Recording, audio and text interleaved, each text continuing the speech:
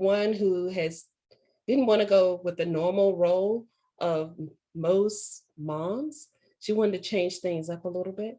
So she helps to create order and confidence, and she helps order our steps as far as making sure we're able to fulfill God's given potential within us. I'm here to share with us on how to create order and confidence so that we can live life and step into our lives as we should and as we need to with God. Welcome to the Voice of Many podcast, Miss Tabatha Perry. How are you doing? Wonderful. Thank you so much for having me, Yolanda and Vanessa. It's a pleasure having you. And we are going to be talking about today on how Christian women are living in their own prisons. And can you elaborate on that just a little bit before we get started? Absolutely. So my background is working in the criminal justice system. And I started this because I'm an only child. My mom did a really good job of bringing other kids into my life. So I had like siblings. Ish, right? And so there was this one kid that I grew up with since we were 3, Alex, and he went into the justice system when he was 14. And I knew he was a good guy. I loved him. He was my brother, but he just made poor choices. And so that just really inspired me to go into the justice system and just see everyone as just people who really made poor choices. As I tell my kids when I would volunteer at the prison, I'd be like, it's like a bunch of people are on timeout. I'm just going there to help them think about what they did and then help them move forward. And so being able to have that experience, right? Fast forward, I decided to stay home with my children. So I get out of the workforce. I'm a stay-at-home mom because in my mind, there was like all these subtle hints that if you're a good Christian woman, you're going to stay home and you're going to be a stay-at-home mama.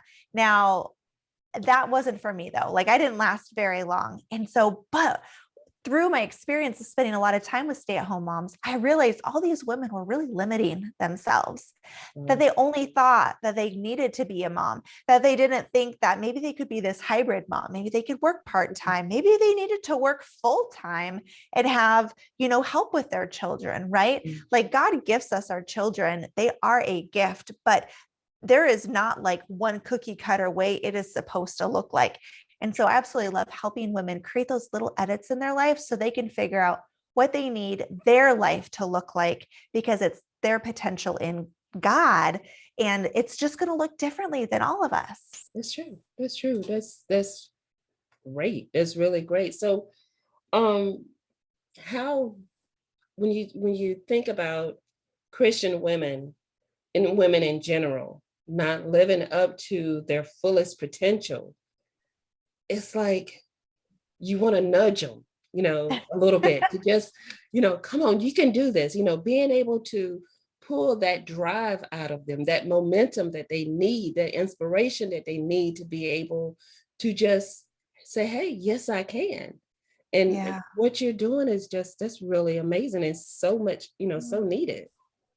Thank you. And it is such a privilege to be able to be allowed to speak into women's lives, right? So as a coach, it is a choice that someone can hire me, and it is a choice that they can listen to me. It's a privilege to be able to encourage women and to build that trust with them that I'm still figuring life out too. But my job is to help guide these women to figure out, again, what they want, like who they are, what they want, and how they're going to get it. But really, it starts with who they are.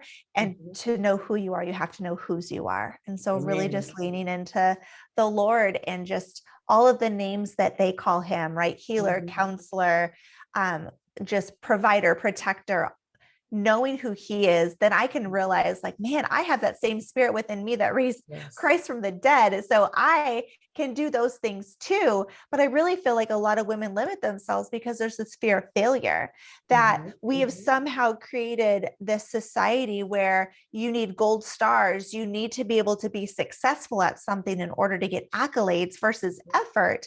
And so it's almost created this way that women and men too, but they're afraid of failing. So they don't step out into what God's asking them to do.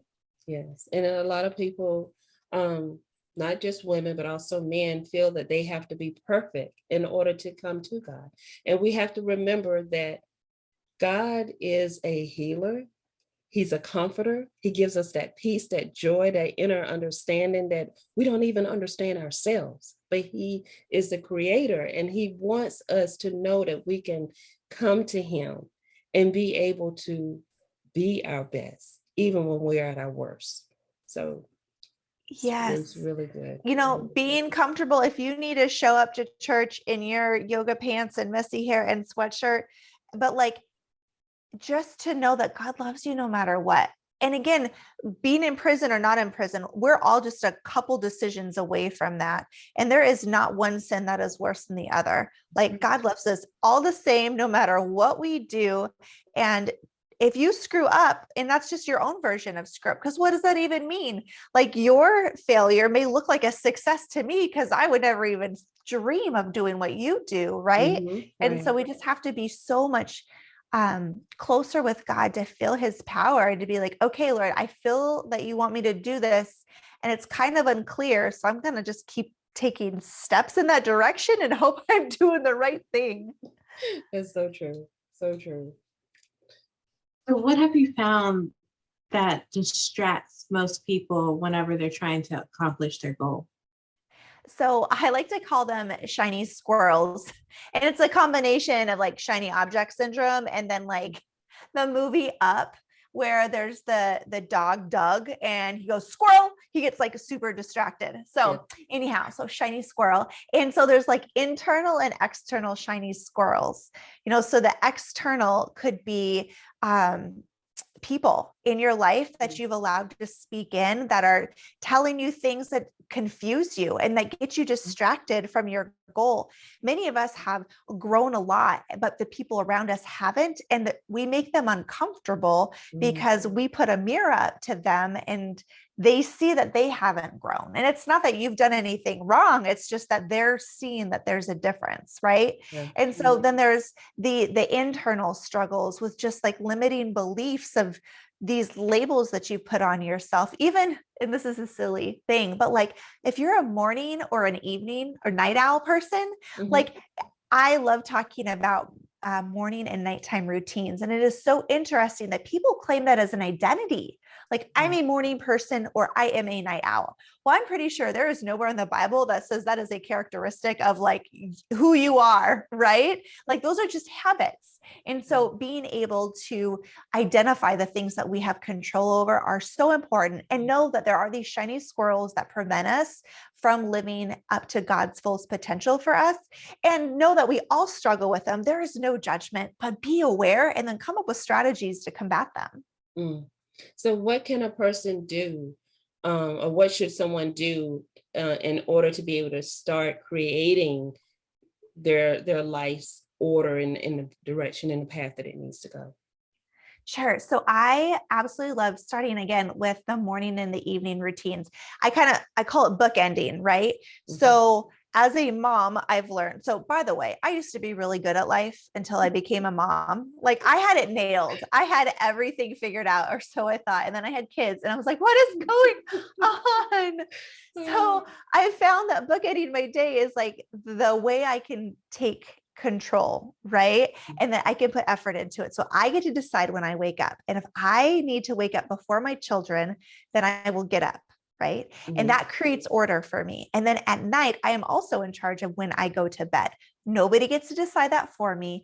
And I know that there are moms out there that say, my kids get up early, my kids stay up late. And that is your choice to do that. But you are the adult and you get to decide what you have happen to you. And if you want order in your life, you have to take that control and create at least the bookends. Because during the middle of the day, I mean, it's going to be a hot mess probably. And that's okay. And I help women figure out what level of hot mess they can handle, because it's just life. But being able to identify those bookends has just been really, really helpful for all of the clients that I've worked with. That's great. So how can our listeners get in contact with you and possibly schedule something with you as well? Yeah. Yeah, so they can find me at tabathaperry.coach. That's my website, and there's a scheduling link there. And if they're interested in kind of going through a little toolkit that will help them figure out where they want to grow in areas and how to create some more order and strategize that, they can go to tabathaperry.coach/toolkit. Okay. And we'll make sure we post the information on the website for you, because it's great tools. Thank you. Tabatha, we want to thank you so much for joining us. It's been a pleasure and an honor having you. Thank you both so much as well. And to our listeners and our watchers, please don't forget to follow us on our social media outlets.